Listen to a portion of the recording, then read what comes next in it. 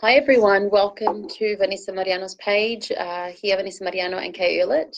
We're going to be holding a lovely conversation today, actually, about the stories that we are carrying with us. So, for those of you, I'm not sure, there's probably people that have been following us for the last 3 weeks. We've had amazing topics that we've brought forward, and Kay has shared with us her amazing knowledge and wisdom and also gift as a healer and understanding of the energy field. So today we're going to talk about the story that we are living, that we live in every day, and how it's serving us, or is it serving us, and how it's not serving us.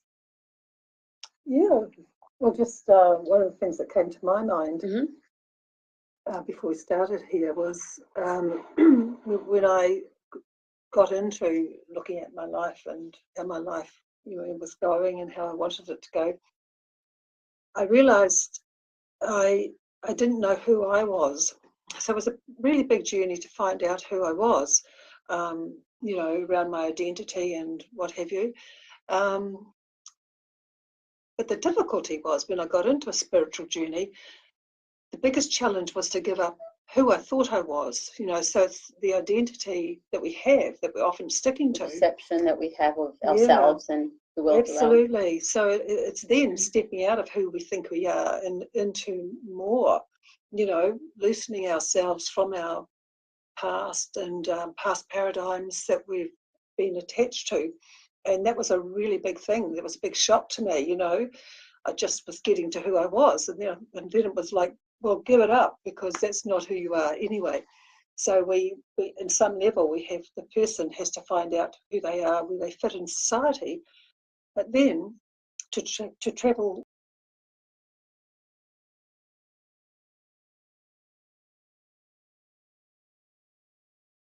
Absolutely. So we grow up and become part of the identity of our family, of our culture. We see religion through the identity with our culture. Our business is done through identity to the business culture we live in. And so all these things are up for change, and for improvement. Do you find that it's possible for people to somehow detach? I don't want it to sound, a bit dismissal, but I mean detach from our story. Even though we are very close to our community, very close to our family, can you see it as being as possible for us to remain whole, to be whole, and still maintain good relationships with our family that have conditioned us for so many years? Yeah, for sure.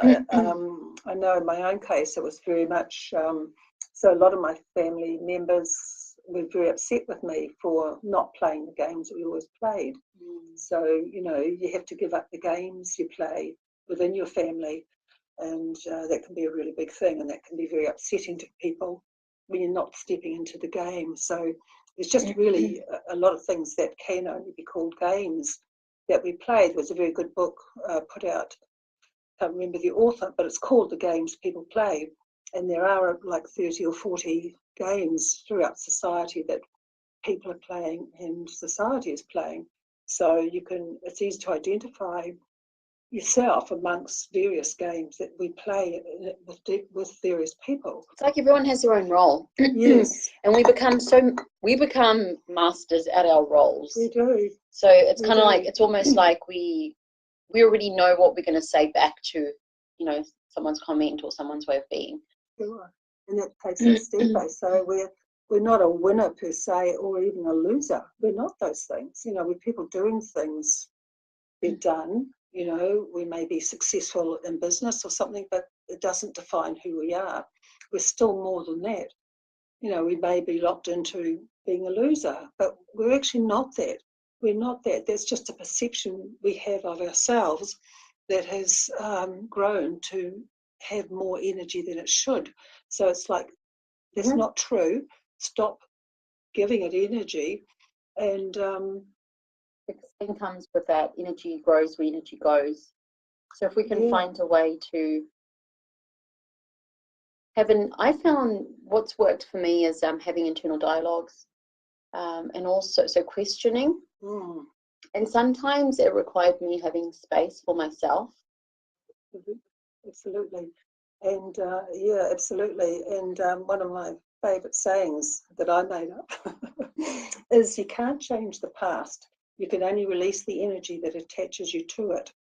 So it's You not can't release the past. You can only you release the can't change energy the past. You absolutely can't change the attached to past. it. The past is done, but you can release the energy that attaches you to it. So this is like we're tied, you know, we're tied energetically. So there's another thing too, like cutting the ties. I think Phyllis, somebody rather, does a cutting the ties type of thing, or you work on your energy field. So again, it's going through the energy fields and seeing where you're stuck in a particular field. How can you step over to another field to just actually start breaking that cycle of always going back? You know, it's very easy to keep drifting back to that same dynamic. Space. So it's really giving it space. So whenever you do see that pattern come up, you can give it space, you can breathe in that. And very much around the breathing, come back to it. Just simply, rather like when we go into stress or trauma, we tend to close ourselves up. But again, it's coming up and being in really bad situations and still just breathing through it. And as we discussed, I think, in the last video, around just staying with that tiniest little bit of deep love that is within yourself and just holding that while you breathe into what is going on around you, what's going on within you. Sorry, Kate, I don't mean to interrupt you. No problem. No problem. So, you know, that space, because I've experienced that time and time again.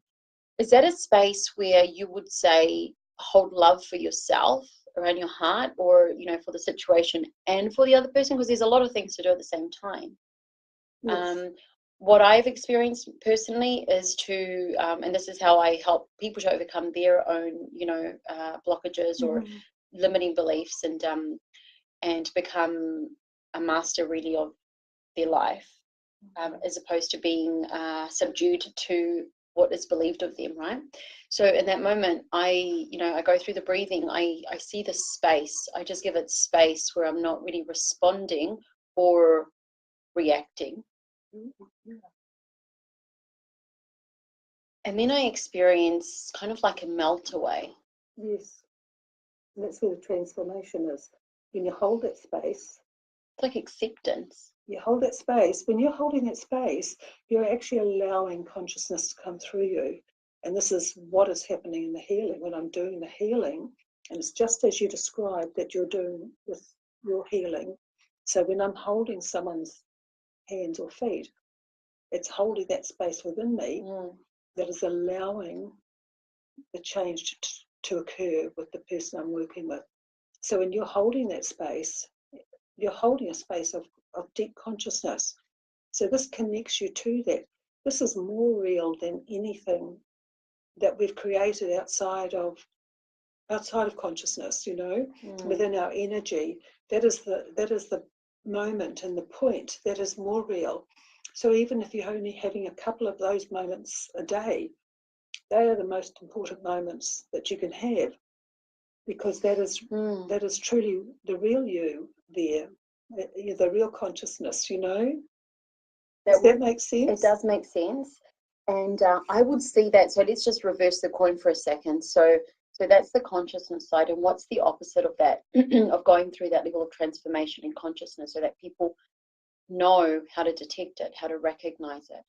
What my belief is, and from my own experience, is that in that moment when transformation happens, and it's that space where you allow consciousness to come through to heal, to transform the situation, is when that rage comes up, that anger, which is not a negative emotion. It's an emotion that we need to validate it. But then that's the energy, and that's the life force that we have the power to actually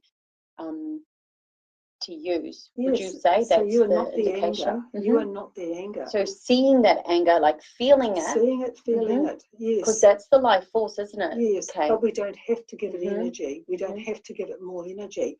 So as you give it less and less energy, it will dissipate. Okay. So we go around in cycles. I find this myself. Still, I'm having stuff coming up that I thought I'd dealt with years so many ago. layers, yeah. But it comes around, and it comes around in a different form. And there's still this holding space while you kind of observe it. Observe it, feel it, and acknowledge it. But you know that it is not you. That's not you. It's who maybe you think you are, but it's not who you deeply are. So this is a space where a lot of people get or don't speak their truth and do tend to repress their voice, their truth, who they are. It's when they're made wrong for having this energy because that's the energy of transformation, and a lot of people feel very uncomfortable to be around that, to have the truth said, expressed, showed. So they often feel threatened for not expressing their own truth, you know, and that person is not. This is where collusion comes in, where your friends may expect you to collude with them, or your family may expect you to collude with them because they're not ready to shift yet. And that's fine, they're not ready to shift yet.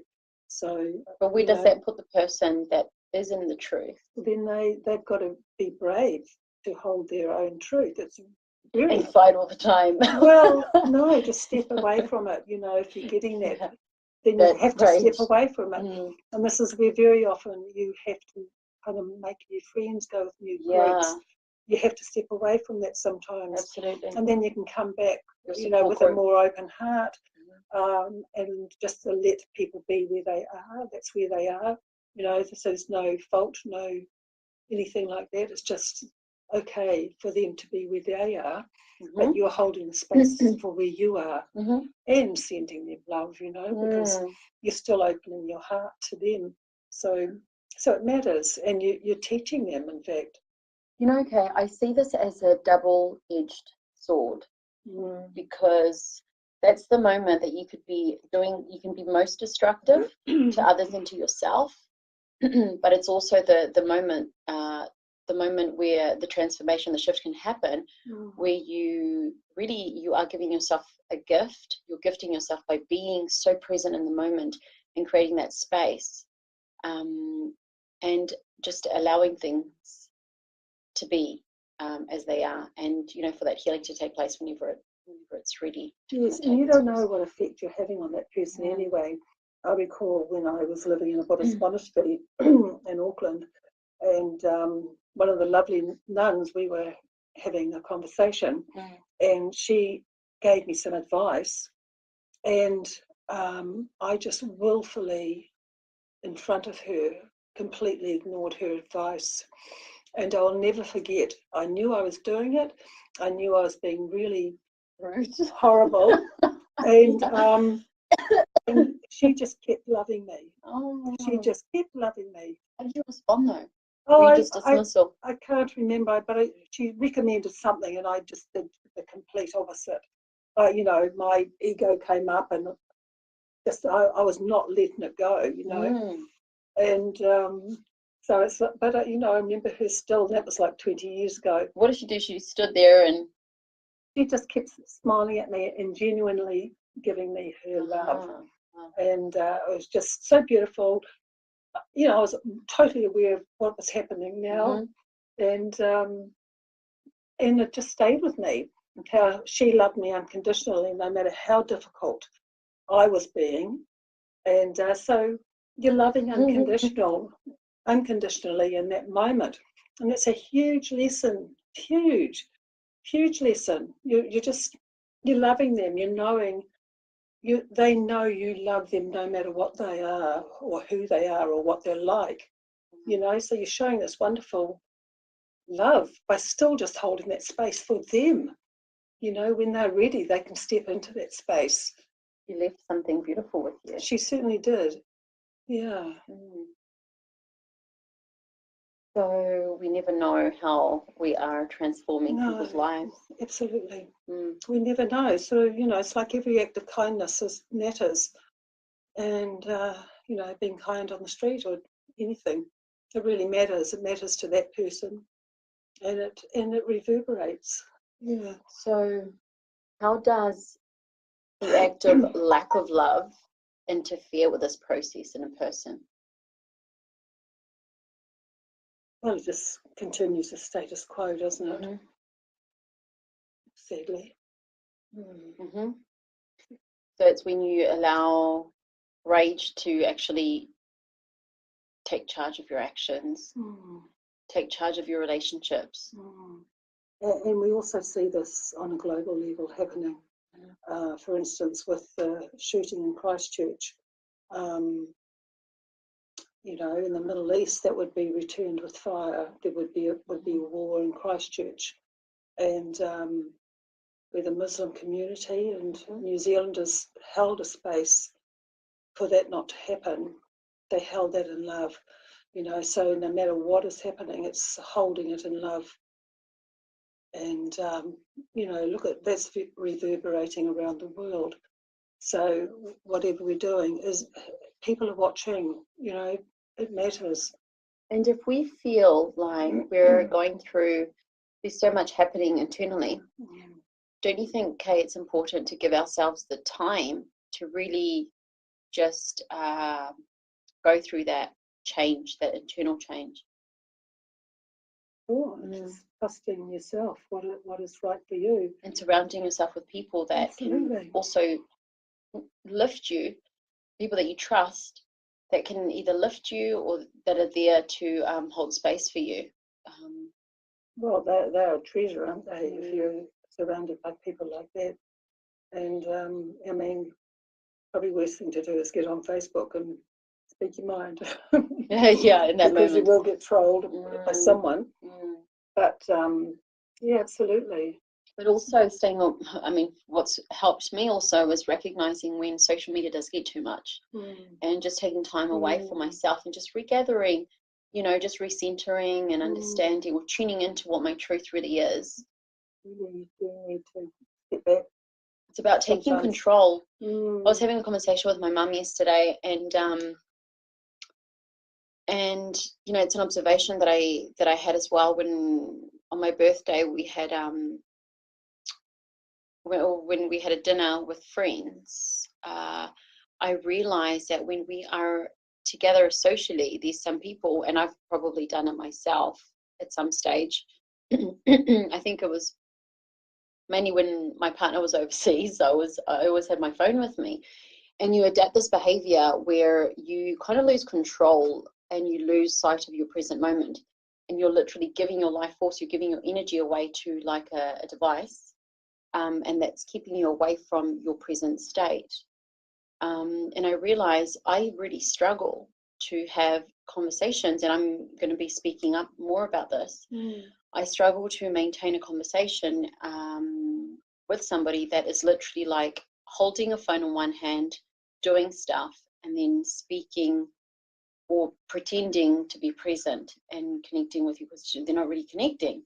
Well, it's just plain boring if you're talking to somebody who's always on their phone, or their phone is ringing. You go to dinner and people have got their phones on the table, you know. Yeah. I happily turn my phone off for hours a day, and I'm not on Messenger.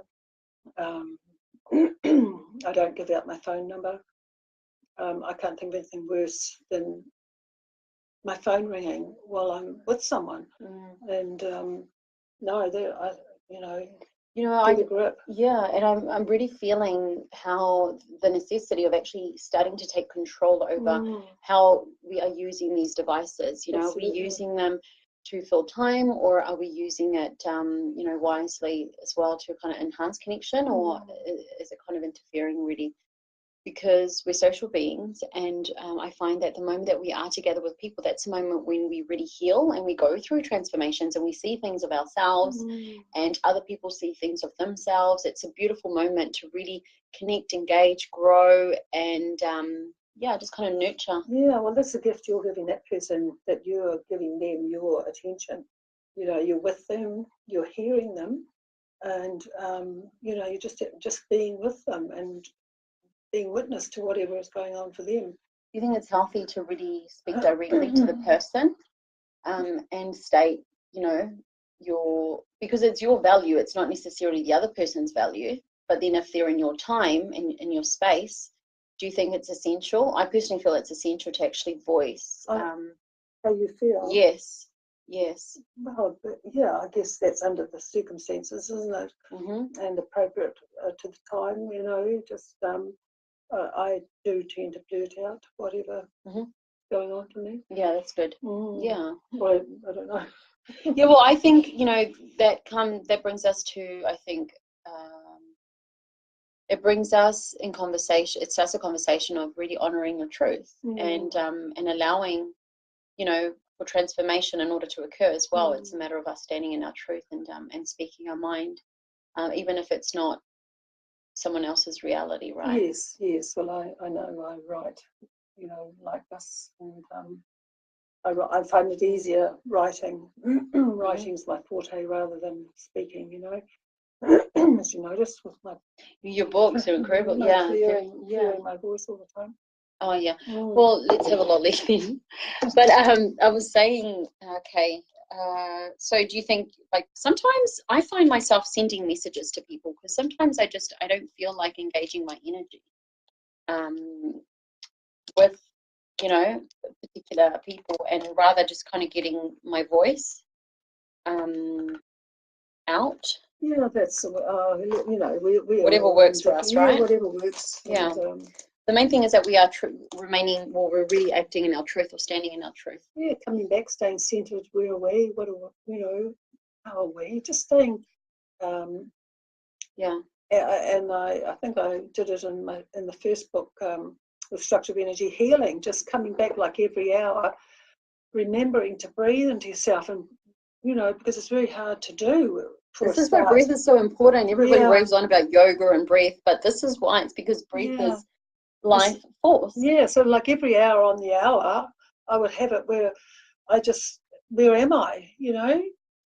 Yeah. Where am I staying centered, or am I scattered all over the place? You know, what am I doing? Another day running around, you know, not in charge of what I'm doing. And so yeah, that was a really big thing for me at that stage. To speak your mind, to breathe, to breathe, to stay focused of where I am. You know, where's my head? Am I going out stressed about something? Yes. Bring it back. Coming back to this. Take a big breath. Breathe into our stomach. Breathe into our chest.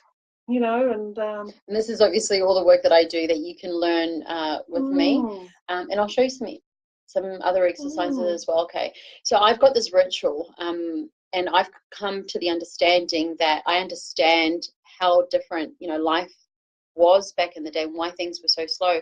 They lived in ritual with things that they did, whether it was knitting or whether it was painting or doing mosaics. Everything was a ritual for them. That brought them back in the moment, in the present. And when you are in the moment, in the present, you speak slower, you breathe, you connect. So true, yes. Doing something with your hands, you're concentrating.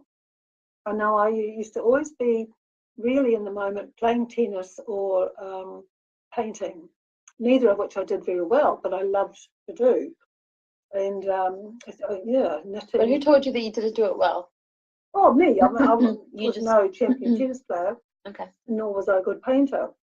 But there's things I loved drawing as a kid and things. And that's another thing, going back to things that you loved to do when you were a child, you know, is a great guide to, you know, things you enjoy now. So look at what you did as a child that really gave you enjoyment.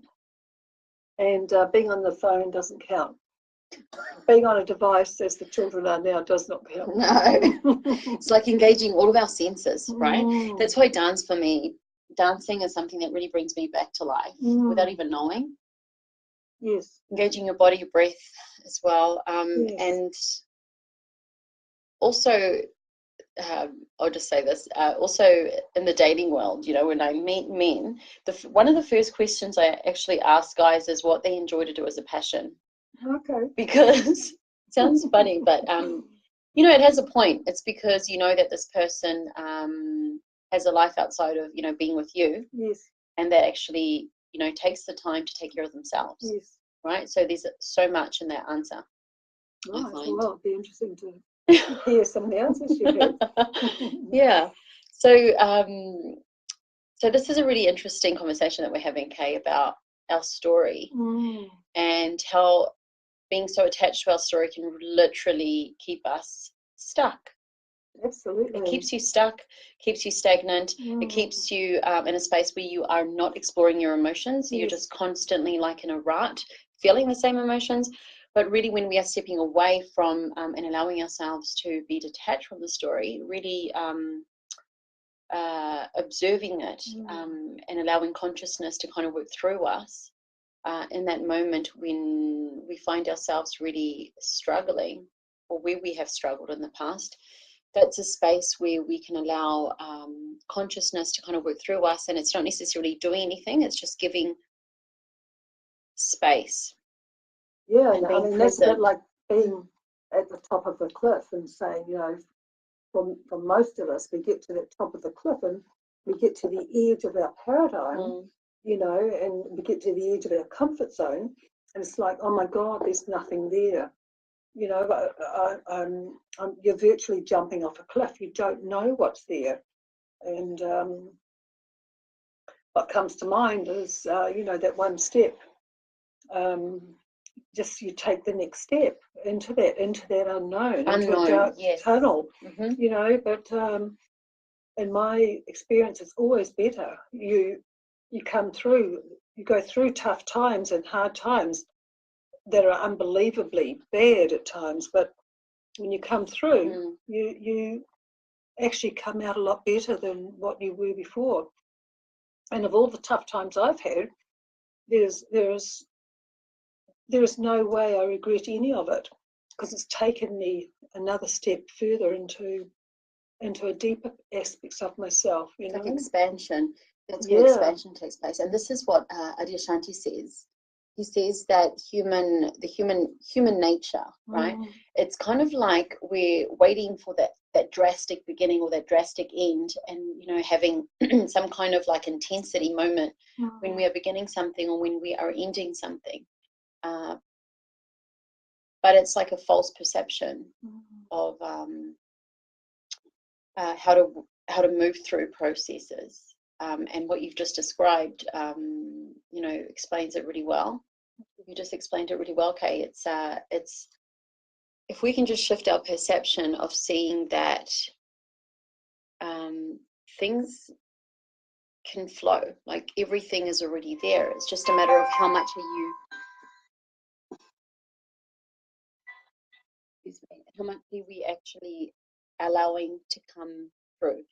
And Maru Loguchala says, in Infinite Receiving, she says that we can only receive what we have the capacity to receive. So if you don't have the capacity to accept or to know that you are deserving, that you are lovable, then how can you be experiencing deservedness and love and all the rest of it, which is interesting. So again, that's holding it and you're stepping out of your own paradigm, that person could love you. Wow. Is there a possibility, just open to the possibility that that person who says they love you could love you, you know? Maybe not the way that you want to be loved. No, that's right. Because we're all so different and we all express love in so many different ways. There's also a quiz that says, you know, what's your love language? Is it, you know, giving the gift? Is it through touch? Is it through communication? Or is it through gifting? And it's like apologising. Not everybody says, oh, look, I'm really sorry, but they come, you know, do something nice for you, you know, 2 days later, you know, a day later or whatever. But there's different ways, and we just got to understand the language of that other person's language. You know, what do you, and this is where stopping and saying, what did you mean by that? You know, I know I really try on my Facebook posts, if somebody says something, I really try to say, do you mean, or something, you know, and I often don't do it, but it's like, what's behind the question? It's like kids throwing tantrums. What's going on, you know, behind that? Are you hungry? Are you thirsty? So really, it's a matter of, and they say also, you know, to be a good communicator, and this is what I find for myself as well, in order to be a good communicator, connecting with the other person is so primordial, because if there's no connection, there's no communication. Otherwise, you'll just be having a monologue, right? And it's through that moment that you are connecting with the other person, you see little hints of clues as to what they're saying or what is behind what they are saying. But if you're not observing them and you're not connecting with them, then how? It's kind of like, that's why it's important to be a good listener, to be a good communicator. Absolutely. Because it's a matter of listening in to the cue of how this person, how this person is speaking. And ever since I've been putting more awareness onto it, I just realized how there's so many people, and I've been one of them as well. I've just had more consciousness on it. Just don't have effective communication, or they feel something, but then they say something completely different, and that causes, like, to think the conflict that causes and the disconnection that causes, But if we are the listeners and if we have the awareness, then we can really tune into what they mean and then respond in a way that they are able to understand us. Absolutely. And I found this with my writing. When I first started writing, I just made pages and pages of statements. Nobody knew what I was just got it all out. And what I learned was I have to go back and explain everything, which again, I still, you just can't explain everything all the time. Yeah. That's why a lot of the books are really discussion documents, to go further with. But and I've had to learn in a conversation to listen. Don't wait for someone to talk, so I can say what I want to say, but hear what they're saying and try to take it deeper and try to understand that. But that does happen a lot, doesn't it? We just want to be all the time. And the reason why people butt in is, I bring this up all the time, as first of all, it's anxiety, not working through, breathing through their distresses. Good point. And also because they weren't heard as a little child, because they were suppressed and their truth wasn't valid, and people weren't interested because it didn't serve them. So, for whatever gain. Therefore, you develop this habit of just kind of having this anxiety when you don't feel heard. It's like you just need to get your point across. But it's not really serving you. So this is why taking radical responsibility, again, it brings me to the same thing, on ourselves is important, and giving ourselves the time and the space to really listen to our internal dialogue, and loving ourselves, not just in the act of, eating well or buying yourself beautiful jewelry and going, self-love, radical love in the real deep sense of giving yourself the time, the necessary time to understand what is happening in your internal world and how you are then relating to the other people, because we are social beings, and it's important that we have a community, a group of people that sustain us, that support us. So absolutely. So radical responsibility, self-love, breath. If you want to know more about this, do get in contact with me. If you have any questions about the conversations that we're having or anything that Kay has shared with you, please get in contact with either both of us or with her personally in her peacethroughcompassion.net/Aotearoa page to get the documents, the illustrations, the template. Kind of work with those. And there's a contact on the page. And try to move out of your comfort zone. Know where you are on the chart, and then look to expand into the other fields. Bring those into your own being more, and then in doing that and opening up that energy, you also open up the consciousness. How do you know? By listening to your resistance, listening to your triggers, and just asking questions. Absolutely. Thank you, Vanessa, and thanks for having this series. It's been very enjoyable. Yes, thank you, Kay, for coming and joining and taking part in the conversation. So I'll see you. Thanks to the viewers. Thank you. Thank you, viewers. If you have any questions, like I said, so just don't be shy at all. Also, next week, So I do tend to hold these conversations every Thursday at 11 a.m. However, Josh is going to be taking part. I shared a post previously. Josh Stiles, he's going to come in and he's going to be sharing a bit of his life story. All three of us are going to be joining in conversation. Yeah, so that'll be interesting. Yes, very. And it'll be, though, not next Thursday, but it'll be on a Friday, so the 14th of June. So don't forget to mark that date on your calendar and join us for the conversation. Yes. Bye. Bye-bye.